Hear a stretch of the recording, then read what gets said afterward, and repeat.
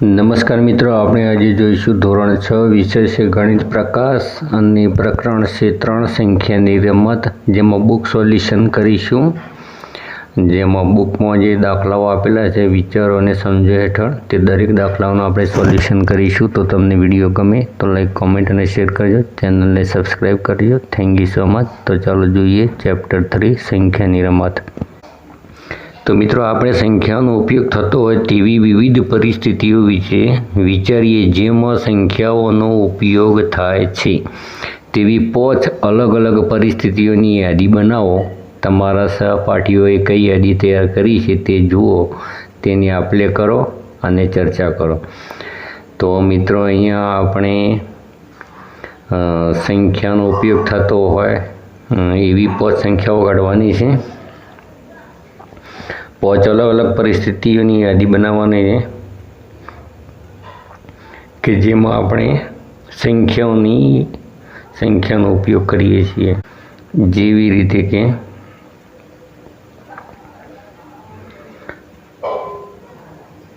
વસ્તુઓની ગણતરી, રમતોમાં ઉપયોગ કરીએ છીએ, રમતો જીતવા માટે, પછી કોયડાઓ ઉકેલવા માટે, વસ્તુઓની વહેંચણી કરવા તરીકે સંખ્યાનો ઉપયોગ થતો હોય છે. પછી રસોઈ ઘરમાં જે માપતાલ હોય છે રસોઈમાં, એના માટે આપણે ખરીદી કરતી વખતે પણ સંખ્યાનો ઉપયોગ કરીએ છીએ, એટલે કે સરવાળા બાદબાકી કરવા માટે. મોબાઈલ નંબરમાં પણ સંખ્યાઓ જ છે. તેવી જ રીતે રોલ નંબર, એમાં પણ આપણે સંખ્યાનો ઉપયોગ કરીએ છીએ. પછી આધાર કાર્ડ નંબર છે, દરેકના આધાર કાર્ડ નંબર અલગ અલગ હોય છે, તેમાં પણ સંખ્યાનો ઉપયોગ થયેલો છે. બેંક એકાઉન્ટ નંબર, તેમાં પણ દરેકના બેંક ખાતાના જે નંબર હોય છે અલગ અલગ હોય છે, તેમાં પણ સંખ્યાનો ઉપયોગ થયેલો હોય છે. એટલે કે જે આપણે પાસવર્ડ બનાવીએ છીએ તેમાં મેળવેલ માર્ક્સ, એટલે કે આપણે કેટલા ગુણ મેળવ્યા છે પરીક્ષામાં, તેના માટે પણ આપણે ઉપયોગ કરીએ છીએ. જન્મ તારીખ, તો જન્મ તારીખમાં પણ આંકડાઓનો ઉપયોગ થયેલો હોય છે. સરવાળા બાદબાકી કરવા આપણે સંખ્યાઓનો ઉપયોગ કરીએ છીએ. તો ખરીદી કરતી વખતે કેટલા પૈસા છે, કેટલા વાપરે એની માટે. તો આવી રીતે વગેરે વસ્તુઓ માટે આપણે વગેરે જગ્યાએ આપણે સંખ્યાનો ઉપયોગ કરીએ છીએ. હવે અહીંયા મિત્રો યાદી બનાવવાની છે. તો તમારી યાદી અને તમારા મિત્રએ બનાવેલી યાદી, આ બંને યાદી અલગ અલગ હશે. એવી રીતે તમારી યાદી બનાવવાની હશે. તો તમારા મિત્રએ જે બનાવેલી યાદી છે એની તમારી યાદી સાથે સરખામણી કરવાની છે, અને બંનેની કઈ કઈ અલગ બાબતો છે તેની શું કરવાની છે, તારવણી કાઢવાની છે. 2 ભાગ પાડવાના છે, એટલે કે તમારી યાદી અને તમારા મિત્રએ બનાવેલી યાદી. તો આ રીતે 2 ભાગ પાડી કઈ એકબીજાથી જુદી છે તો તેના તારણો તમારે કાઢવાના છે કે એકબીજાથી કઈ કઈ જુદી જુદી છે, એને આપણે તારવણી કાઢવાની છે. હવે 3.1 જે છે કે સંખ્યાઓ આપણને ઘણી બધી વાતો કહી શકે છે. તો મિત્રો, અહીંયા આપણે 3.1ની સંપૂર્ણ ચર્ચા કરીશું. તો અહીંયા છે કે આ સંખ્યાઓ આપણને શું કહી રહી છે. તો અહીંયા જે ચિત્રમાં બાળકો બતાવેલા છે 0, 1, 2, 1, 0, તો આ બધી સંખ્યાઓ છે આપણને શું બતાવી રહી છે, શું કહી રહી છે. તો કેટલા બાળકો હરોળમાં ઊભા છે. તો આ સંખ્યાઓ આપણને શું કહે છે કે હાલ આપણને કશી કંઈ ખબર નથી, એટલે આપણે કહી શકીએ કે કેટલા બાળકો હરોળમાં ઊભા છે. તો આ સંખ્યાનો અર્થ શું છે તમે વિચાર્યું? તો હા, તો આ સંખ્યાનો અર્થ શું છે તમે શું વિચાર્યું? તો અહીંયા મિત્રો જે સંખ્યાઓ છે તો તેમનાથી વધુ ઊંચાઈ ધરાવતા બાજુવાળા બાળકો. આ સંખ્યાનો અર્થ એ થશે કે તેમનાથી વધુ ઊંચાઈવાળા બાળકો. હવે આગળ છે કે આ સંખ્યાઓ શું રજૂ કરે છે તે તમે વિચારીને શોધ્યું. તો એક જ ઊંચું બાળક ઊભું હોય તો તે બાળક 1 બોલે છે. તેના કરતાં બંને બાળકો તેના કરતાં ઊંચા હોય તો તે બાળક 2 બોલે છે. અને બંનેમાંથી એક પણ બાળક તેના કરતાં ઊંચું ન હોય તો તે શું બોલશે, એટલે કે તે બાળક 0 બોલશે. અહીંયા ચિત્ર જોઈએ તો અહીંયા 0 છે, એનો મતલબ એ છે કે એનાથી બંને બાળકો કેવા છે, નાના છે. અહીંયા 2નો મતલબ થશે કે બંને બાળકો 2 બાજુમાં જે ઊભા છે એના કરતાં કેવા છે, મોટા છે, એટલે 2 બોલે છે. અહીંયા એકનો મતલબ એ થશે કે એના કરતાં એક બાળક મોટું છે. બેનો અર્થ થશે કે એના બે બાજુવાળા બાળકો એના કરતાં કેવા છે? મોટા છે. અને એના પછી જે એક બોલે છે એના કરતાં એક જ બાળક મોટું છે. અને છેલ્લે જે શૂન્ય બોલે છે તેનો મતલબ થશે કે એના કરતાં કોઈ મોટું નથી. તો આ રીતે આપણે એનો અર્થ તારવી શકીએ. હવે જે પ્રશ્નો આપેલા છે પ્રશ્નોના આપણે કારણોની, તો શું બાળકો પોતાની એવી રીતે ગોઠવી શકે છે કે છેડે ઊભેલા બાળકો બે બોલી શકે? તો મિત્રો આ વસ્તુ શક્ય નથી, કેમ કે છેડે ઊભેલા બાળકો કરતાં ફક્ત એક જ બાળક મોટું હોઈ શકે. બે બાળકો કે બોલી શકે નહીં, કેમ કે છેડા પર છે. તો અહીંયા જવાબ આવશે ના, કે બે ત્યારે જ બોલી શકે. બે ત્યારે જ બોલી શકે જ્યારે બંને બાળકો તેના કરતાં ઊંચા હોય. એટલે કે બંને બાળકો તેના કરતાં ઊંચા હોય ત્યારે તે બોલી શકશે. અહીંયા બે બોલી શકશે નહીં. પરંતુ છેડે ઊભેલા બાળકો માટે શક્ય નથી. હા, વચ્ચે કોઈ ઊભેલું બાળક હોય તો એ બે બોલી શકશે, પણ અહીંયા છેડા પર ઊભેલું છે એટલે શક્ય નથી. તો મિત્રો અહીંયા આપણે કેટલાક બાળકો દર્શાવેલા છે. તો અહીંયા છેડા પર જે છે એ બાળક એક જ બોલી શકશે, કારણ કે એના કરતાં એક જ બાળક અહીંયા ઊંચું છે એટલે તે એક બોલી શકશે. કેમ કે છેડા પર ઊભું છે, તો છેડા પર ઊભું છે એના કરતાં એક જ બાળક મોટું હોઈ શકશે. તો છેડે ઊભેલું બાળક છે મિત્રો આ રીતે. હવે એના બાજુવાળા જે બાળક છે એના જે વચ્ચે જે બાળકો દર્શાવેલા છે એ બે બોલી શકશે. અહીંયા જે અમે રાઉન્ડ કરીએ બાળક બે બોલી શકશે, કેમ કે તેના બે બાજુવાળા બાળકો એના કરતાં કેવા છે? મોટા છે એટલે એ બે બોલી શકશે. છેડાવાળું બાળક બે બોલી શકશે નહીં, કેમ કે તેના કરતાં એક જ બાળક મોટું છે. તો આપણે બાળકોને એક હરોળમાં એવી રીતે ગોઠવી શકીએ છીએ કે દરેક બાળક ફક્ત 0 બોલે. તો અહીંયા દરેક બાળક 0 બોલી શકે એવું તો પણ શક્ય નથી. તો અહીંયા જવાબ ના આવશે. શૂન્ય ત્યારે જ બોલી શકે. શૂન્ય ત્યારે જ બોલી શકે જ્યારે બંને બાળકો, એટલે કે એની આજુબાજુ ઊભેલા બંને બાળકો તેના કરતાં ઊંચા ન હોય. એટલે કે એના કરતાં ઊંચા ન હોય એટલે 0 બોલશે, એટલે કે એના કરતાં બંને બાળકો ઊંચા ન હોય તો એ શૂન્ય બોલી શકશે. એટલે કે કોઈ ઊંચું ન હોય, એના કરતાં કોઈ ઊંચું ન હોય ત્યારે તે શૂન્ય બોલી શકશે. પણ અહીં તો જુદી જુદી ઊંચાઈ ધરાવતા ઊંચાઈવાળા બાળકો છે. અહીં તો જુદી જુદી ઊંચાઈવાળા બાળકો છે, તેથી શક્ય નથી.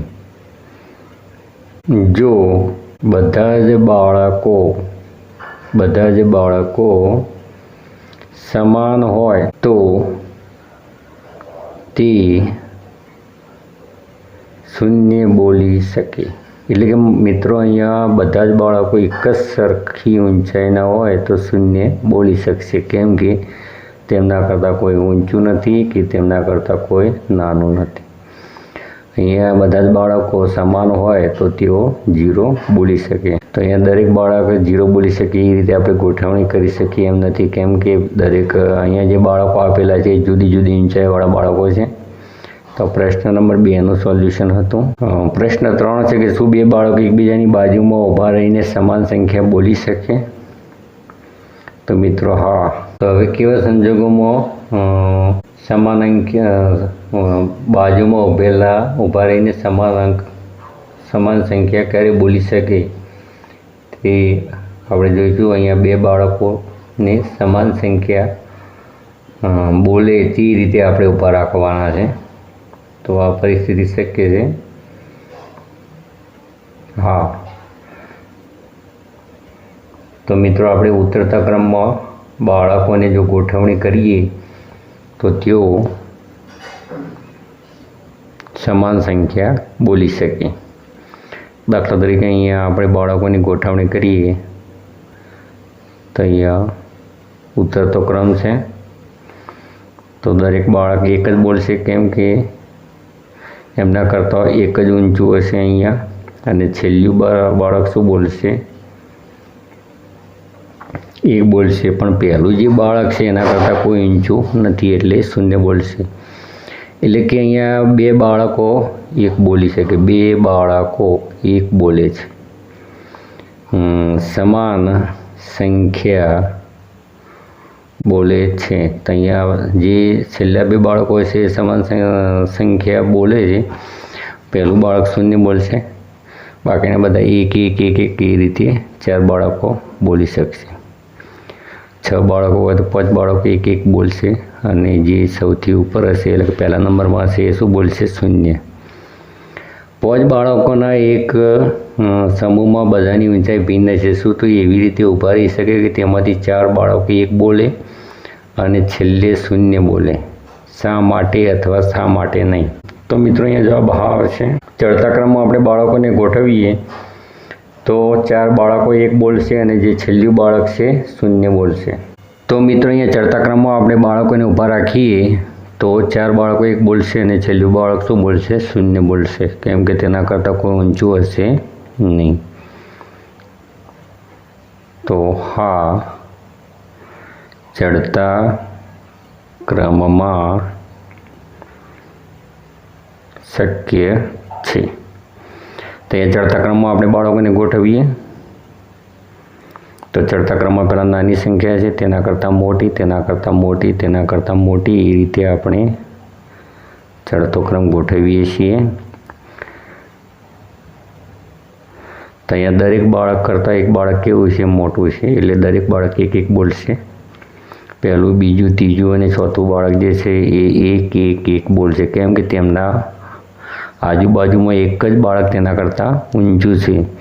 પણ જે સૌથી જે છેલ્લે છે શૂન્ય બોલશે, કેમ કે તેના કરતાં કોઈ ઊંચું નથી. તો આ જે પ્રશ્ન છે એનો જવાબ હા આવશે. ચડતા ક્રમમાં શક્ય છે. તો મિત્રો અહીંયા 4 બાળકો એક બોલે છે અને છેલ્લું જે બાળક છે શૂન્ય બોલે છે. તમને ખ્યાલ આવી જ ગયો હશે. શું આ 5 બાળકોના સમૂહમાં એક એક એક એક એક ક્રમ શક્ય છે? તો મિત્રો અહીંયા 5 બાળકો એક એક બોલે એ શક્ય નથી. તો અહીંયા જવાબ આવશે ના. તો અહીંયા પણ આપણે ચડતા ક્રમમાં જ ગોઠવીને દર્શાવેલું છે ઉદાહરણ. તો દરેક બાળક અહીંયા એક એક બોલશે, પણ જે છેલ્લું બાળક છે એ શૂન્ય બોલશે, કેમ કે તેના પછી કોઈ બાળક નથી. એટલે કે એની આજુબાજુમાં એક જ બાળક છે અને એ બાળક કેવું છે? નાનું છે. એટલે દરેક માટે એક શક્ય નથી. તો અહીંયા 5 બાળકો એક એક એક બોલે કે એના કરતાં એક મોટું છે, એના કરતાં એક મોટું છે, એના કરતાં એક મોટું છે. હવે 6થા નંબરનો પ્રશ્ન છે કે ક્રમ 0 1 2 1 0 શક્ય છે? તો શા માટે?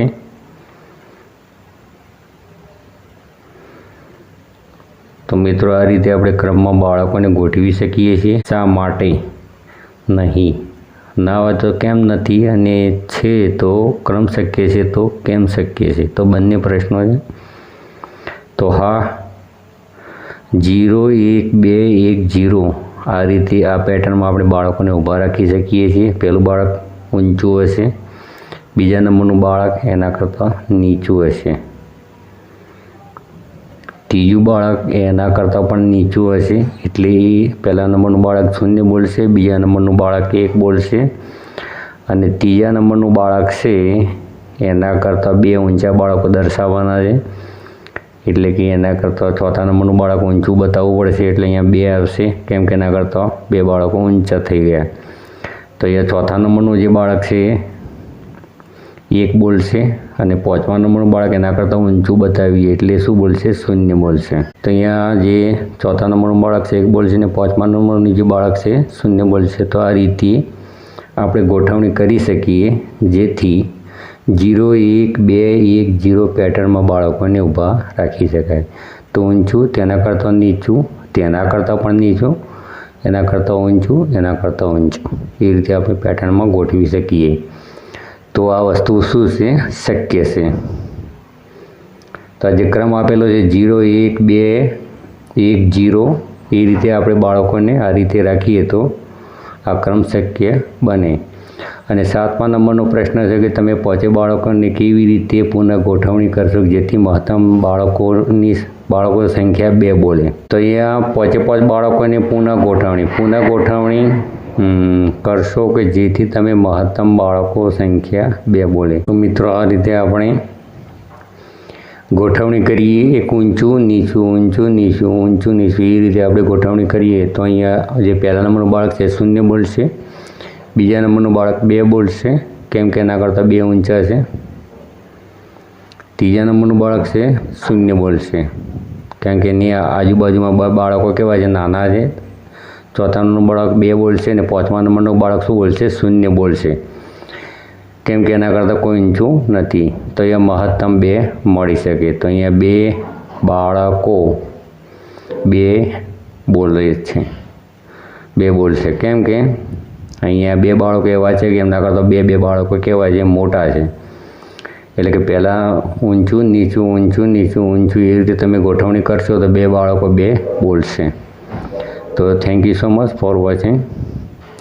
મિત્રો વિડીયો ગમ્યો તો લાઈક, કોમેન્ટ અને શેર કરજો. ચેનલને સબસ્ક્રાઈબ અવશ્ય કરજો.